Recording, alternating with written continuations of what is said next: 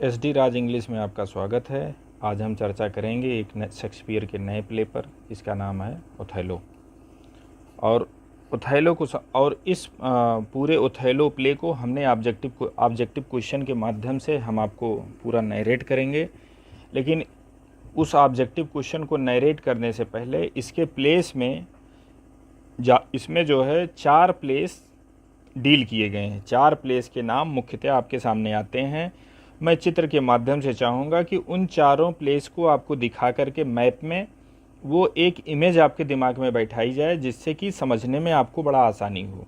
अब वो 4 प्लेस यहाँ पे क्या हैं, आप इसको ध्यान से देखिएगा। ये एक आपके सामने हमने चित्र रखा है। चित्र में हमको यहाँ 2 चित्र आपको दिखाना पड़ेगा समझाने के लिए। देखो, सबसे पहले यहाँ आप देख रहे हैं ये इतना बड़ा पोर्शन है इटली का। फिर उसके बाद ये टर्की है, आपका ये साइप्रस है, और यहीं पे एक है प्लेस रोड्स।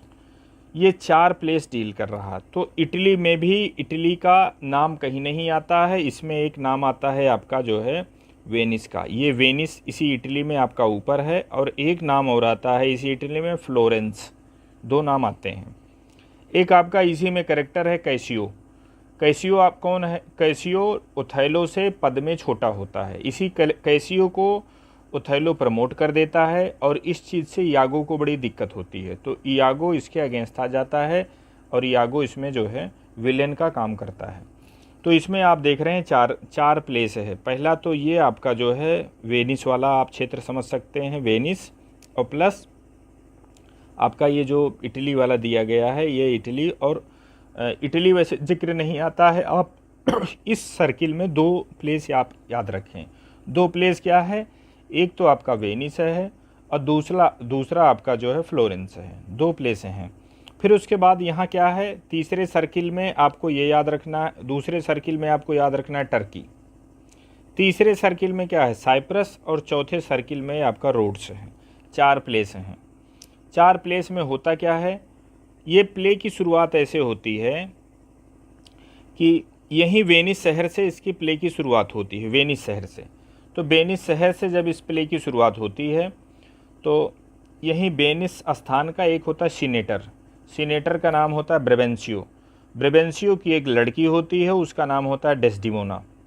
तो डेस्डिमोना यहीं का एक वेनिस का जनरल होता है। उससे उसकी बहादुरी पूर्वक कहानी सुनने के बाद वो उससे इम्प्रेस हो जाती है, और उस जो है जनरल का नाम होता है ओथेलो।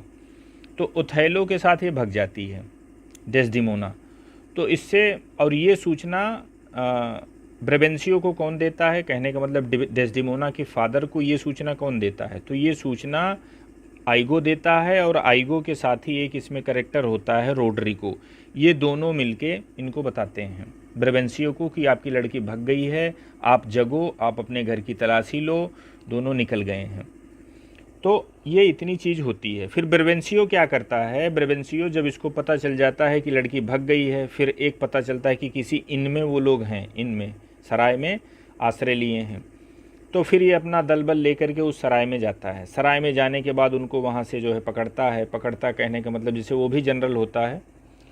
तो तब तक ये पता चलता है, अब यहाँ का जो ड्यूक होता है, ड्यूक को ये पता चलता है कि जो टर्की वाले हैं इस साइप्रस पे कब्जा करना चाहते हैं। इसी बीच जब ये लड़की लेके भगा है, इसी बीच यहाँ के ड्यूक को सूचना ये लगती है कि टर्की वाले साइप्रस पे आक्रमण करना चाहते हैं। तो रात को ही आनन फानन में यहाँ का ड्यूक मीटिंग बुलाता है, सारे सीनेटर्स को बुलाता है, और इसको ओथेलो को भी इनवाइटेशन जाता है कि आप भी आइए। अच्छा, उसी बीच ये भी मैटर हो जाता है। तो ब्रेवेंशियो पहले जाता है ओथेलो के घर कि लड़की वड़की वापस लेने के लिए। जो भी बात होता है कि तुमने काला जादू करके मेरी लड़की को जो है भगाया है, मेरी लड़की सीधी है। तो ओथेलो कहता है नहीं, ऐसा नहीं है, वो अपनी रजामंदी से आई है।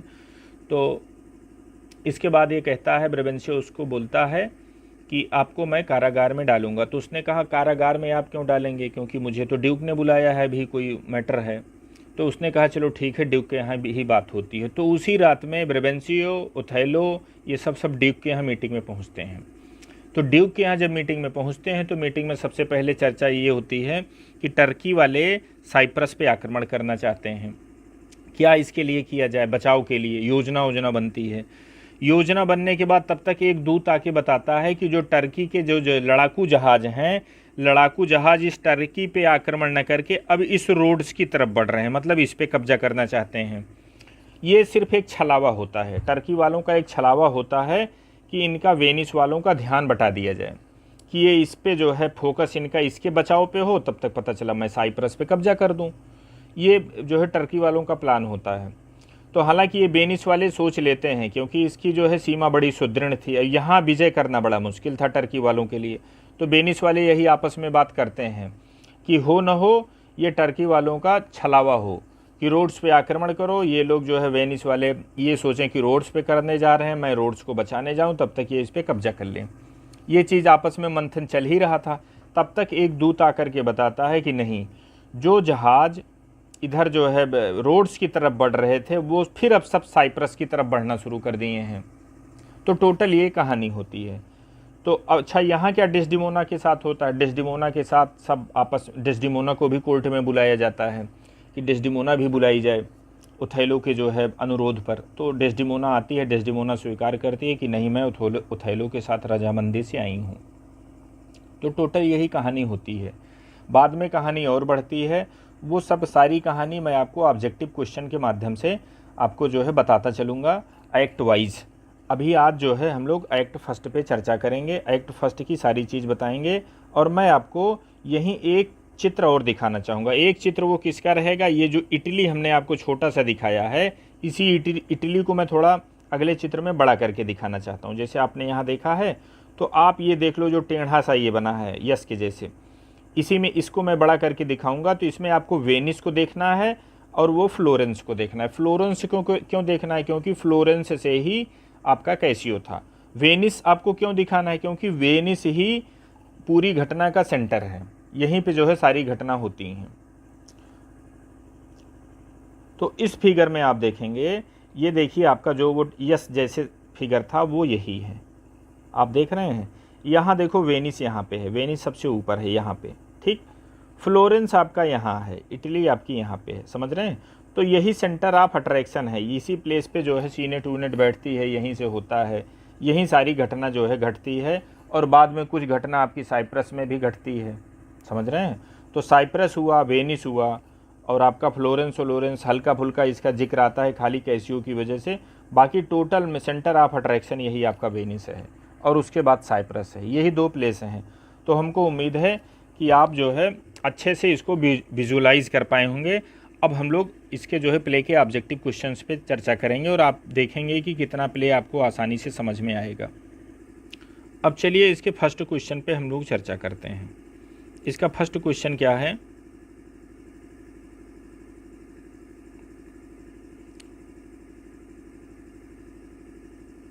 फर्स्ट क्वेश्चन आपका है, Othello play begins in the city. Othello play आपका किस सिटी से शुरुआत होता है? तो ये तो बड़ा इजी ही क्वेश्चन है आपका, कि हमने बताया है कि जो है सेंटर यहीं पे है। साइप्रस तो बाद में लोग जाते हैं। रोड्स, ये तो सिर्फ इसका जिक्र आता है, क्यों? क्योंकि ये जो टर्की वाले क्या इस पे जो है डाइवर्ट करने के लिए इसका सिर्फ नाम लेते हैं, समझ रहे हैं। और टर्की से तो शुरुआत हुआ नहीं है, टोटल आपकी शुरुआत हुई है वेनिस से। चलिए दूसरा क्वेश्चन देखते हैं। चलिए इस क्वेश्चन पे अब हम चर्चा करते हैं। Who delivers first dialogue in play Othello? Othello play में फर्स्ट डायलॉग किसके द्वारा डिलीवर किया जाता है? तो फर्स्ट डायलॉग डिलीवर किया जाता है, इयागो नहीं करता है, डेस्डिमोना नहीं करती है, मोन्टानो नहीं करता है, पहरा करता है रोड्रिगो। रोड्रिगो यहाँ पे फर्स्ट डायलॉग डिलीवर करता है। प्ले का जो सबसे पहला वक्तव्य होता है वो रोड्रिगो ही बोलता है। कहने का मतलब इसी के सेंटेंस से प्ले की शुरुआत होती है। चलिए नेक्स्ट क्वेश्चन पे चर्चा करते हैं। अब नेक्स्ट क्वेश्चन आपका है, S blood but you will not hear me if ever I dream of such a matter about me. अब ये डायलॉग बोला जाता है जो आइगो के द्वारा, आइगो ये डायलॉग बोलता है। अब इसमें आपसे क्या पूछा गया, what is the meaning of word S blood? इस एस ब्लड का जो है मीनिंग क्या है? एस ब्लड, मैं इसको थोड़ा आपको नरेट करना चाहूँगा कि जैसे इस लाइन बोलने में वो एस ब्लड जो है इसकी जो है कसम खाता है। एस ब्लड क्या चीज़ होती है? एस ब्लड होती है जैसे जो यीशु मसीह थे, प्रभु यीशु मसीह थे, जब उनको लटकाया गया था लटकाया गया था, सूली पे लटकाया गया था, तो उनके शरीर से खून निकलता है। तो उस खून की शपथ लोग खाते हैं क्रिश्चियन रिलीजन में, पवित्रता दिखाने के लिए कि मैं प्रभु यीशु मसीह के खून की शपथ खाता हूँ कि मैं झूठ नहीं बोल रहा हूँ। तो इयागो अपने स्टेटमेंट को सुदृढ़ करने के लिए रोड्रिगो से बोलता है कि मैं तुमसे झूठ नहीं बोल रहा हूँ, मैं ओथेलो के प्रति वफादार नहीं हूँ, मैं उससे जलन करता हूँ, मैं एस ब्लड की कसम खाता हूँ। तो इसमें जो आप एस ब्लड देख रहे हैं, ये क्या चीज़ है? ये एक ओथ है, एक शपथ है। ये ट्री नहीं है, ये एक बर्ड नहीं है, ये पिटी गल्ड नहीं है, ये है क्या? ये एक ओथ है। ये क्या चीज़ है? ओथ, शपथ है एक। चलिए नेक्स्ट क्वेश्चन पे चर्चा करते हैं हम लोग। Michael Casio was a citizen. जो माइकल कैसियो था वो कहाँ का सिटीजन था? अब ये देखो क्वेश्चन हमने आपको जो है बताया था, ये आपका जो है वेनिस का है नहीं, स्पर्टियन है नहीं, टर्किश है नहीं, ये आपका फ्लोरेंटाइन का है। फ्लोरेंटाइन सिटीजन है, तो यहाँ पे आपका ऑप्शन नंबर 2 करेक्ट है।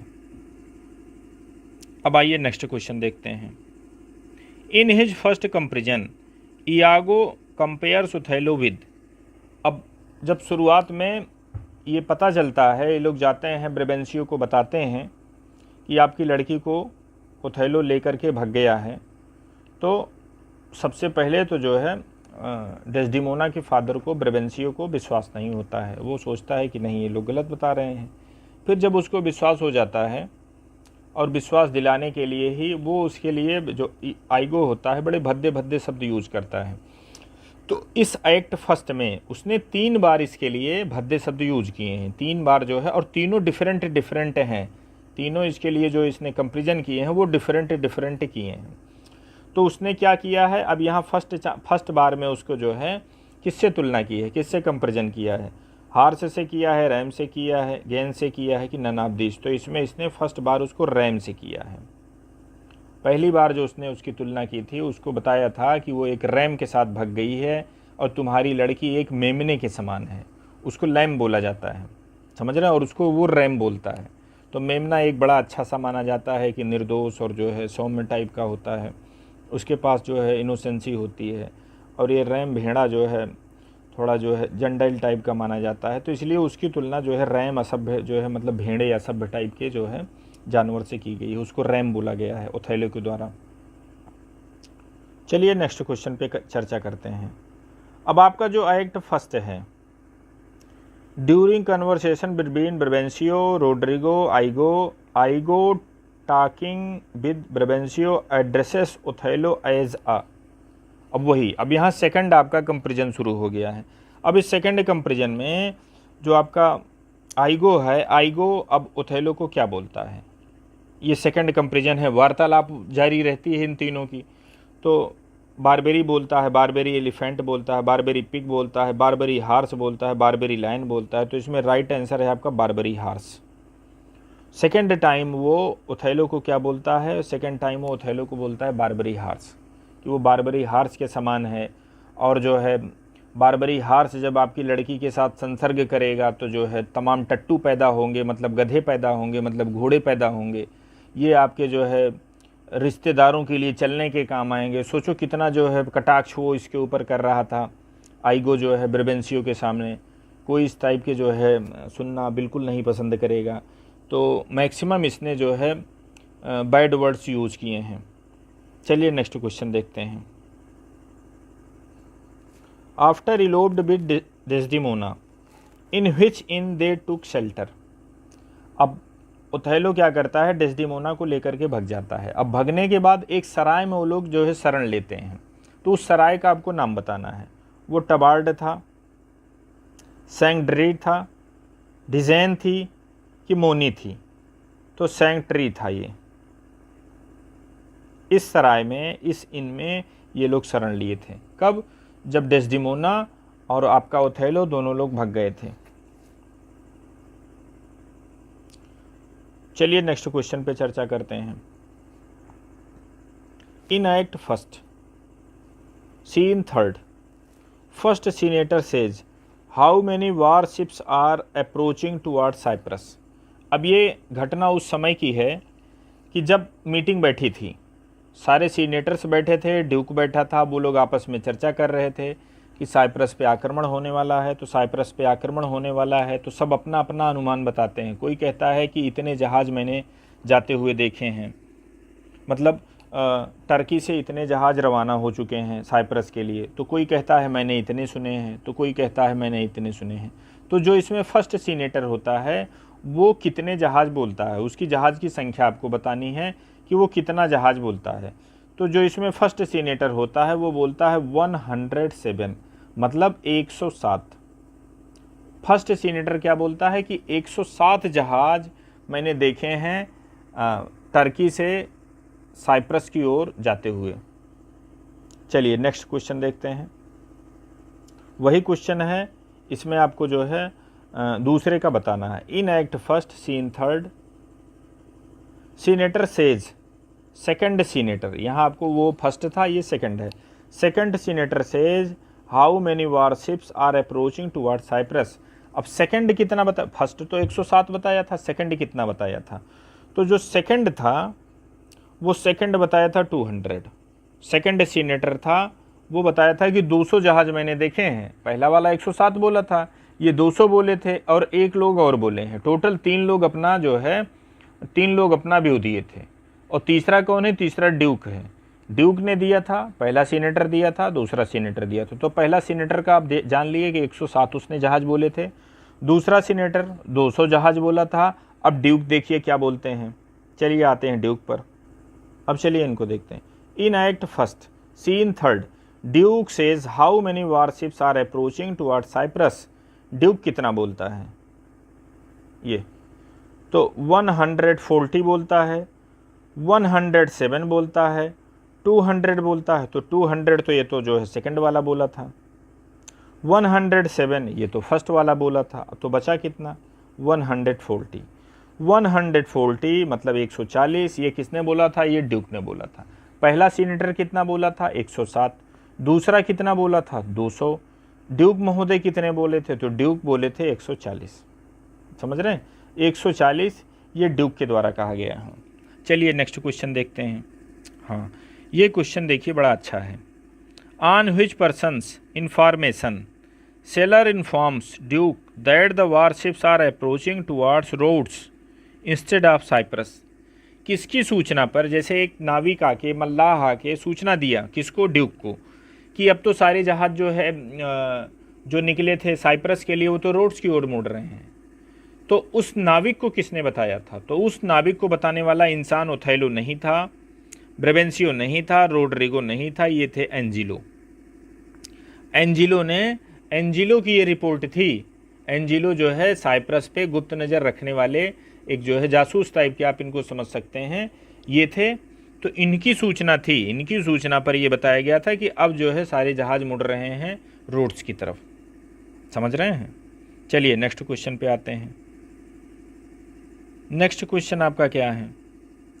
In act first scene third now Turkish ships had been changed and going toward Cyprus instead of Rhodes.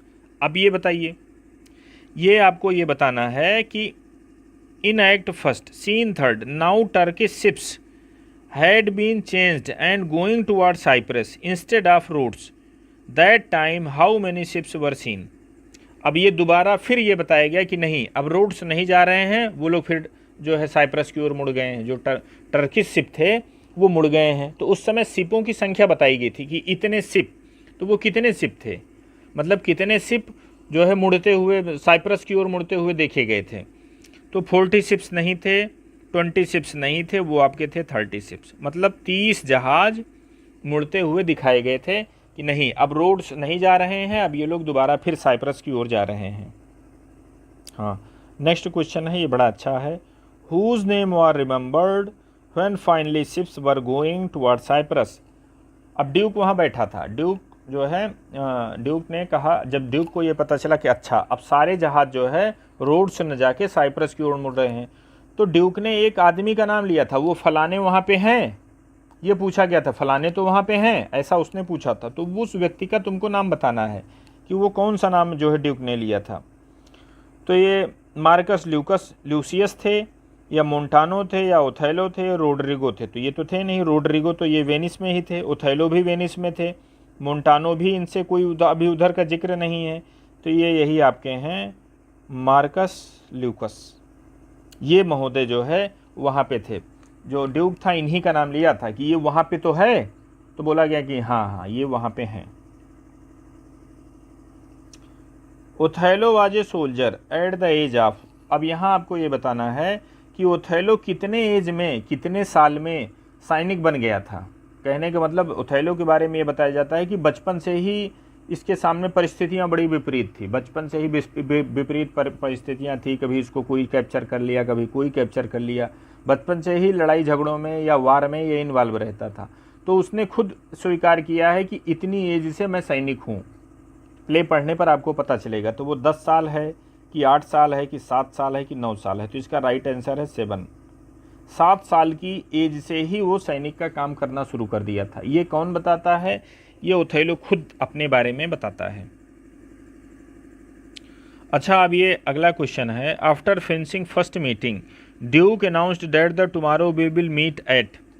अब सारे सीनेटर्स जो बैठे थे, ओथेलो भी था, ब्रेवेंसियो भी वहीं पर थे। ब्रेवेंसियो मतलब डेस्डिमोना के फादर। तो डेस्डिमोना वाला मैटर भी चल रहा था, डेस्डिमोना वाला भी मैटर चल रहा था, जो वो लेके जो है उसको भाग गया था। और जो है ये साइप्रस वाला भी मैटर था। तो ये सब होने के बाद रात का ही समय था, तो जो है ड्यूक ये सब मीटिंग वोटिंग फाइनल करने के बाद कि साइप्रस का काम फाइनल हो गया था कि हाँ अब इतने जहाज़ वहाँ पे भेजे जाएंगे, और जो है इनको भी डिसाइड कर देता है कि आप जो है ओथेलो भी वहाँ पे जाएंगे। फिर उसके बाद बोलता है कि सुबह हम लोग इतने बजे फिर दोबारा मीटिंग पे आएंगे। तो वो आपको बताना है कितने बजे वो बुलाया था। वो 8 o'clock था, 9 o'clock था, 10 o'clock था, 11 o'clock था। तो इसका राइट आंसर है 9 o'clock। 9 o'clock पे वो बुलाया था इनको कि 9 बजे आप सारे लोग जो है यहाँ हाजिर हो जाइएगा। चलिए इसमें हम जो है नेक्स्ट क्वेश्चन देखा जाता है। How old was iGo? IGo कितने साल का था? तो इसमें जो है क्लियर, इसमें जो है क्लियर डेट नहीं पता चलती, आप लॉजिक लगाएंगे तो क्लियर एकदम पता चल जाएगा। इसमें 30 ईयर्स ओल्ड, 29, 28, 27 ऐसा नहीं। इसमें कौन सा राइट है आपका? ये ही 28 राइट। वो क्या बोलता है जब उससे एज के बारे में उसकी चर्चा चलती है? तो ये बोलता है 4 times 7, तो 7 चौक 28, तो वही 28 साल यहाँ पे आता है। समझ रहे हैं? वो कैपिटिक लैंग्वेज में जो है आंसर करता है 7, जो है 4 times 7 वैसा बोलता है, मतलब 7 चौक 28। तो ये 28 साल उसकी एज होती है। आइगो कितने साल का रहता है प्ले में? 28 साल का होता है। अब आप सोचो 28 साल में ही इतना बड़ा खुराफाती आदमी जो है निकल गया। अब एक क्वेश्चन आप और देखेंगे। Before going Cyprus Iago and Roderigo planned to meet at. अब ये भी हुआ था ना कि आइगो भी जो है वहाँ ओथेलो के साथ साइप्रस जाएगा, डेस्डिमोना भी जाएगी। तो आइगो ने बोला था, आइगो को बोला गया था ओथेलो के द्वारा कि तुम डेस्डिमोना को लेकर के साइप्रस पे आओगे। अब लेकिन ये आइगो क्या बोलता है रोड्रिगो से कि जो है आप मुझसे मिलेंगे। कहाँ मिलेंगे? वही प्लेस आपको बताना है। इनमें मिलना है कि आइगो के होम पर मिलना है कि रोड्रिगो के होम पर मिलना है कि शिप पे मिलना है? तो इसमें राइट आंसर है कि आइगो के होम पर मिलना है। साइप्रस जाने से पहले उसने रोड्रिगो को बोला था कि आप मेरे घर पे आओ, हम वहीं पर आपसे मिलेंगे। अब देखिए हमने ये थर्ड कंपेरिजन आपको बताया है। At the end of act first scene fourth, कहने का मतलब एक्ट फर्स्ट में सीन फोर सीन ही हैं। तो इसके लास्ट में आइगो फिर ओथेलो की कंपेरिजन करता है। किस चीज़ से कंपेरिजन करता है? ये तीसरा कंपेरिजन है। पहली बार जो उसने कंपेरिजन किया था वो रैम से किया था, दूसरी बार जो कंपेरिजन किया था बारबरी हार्स से किया था, अब किससे कर रहा है?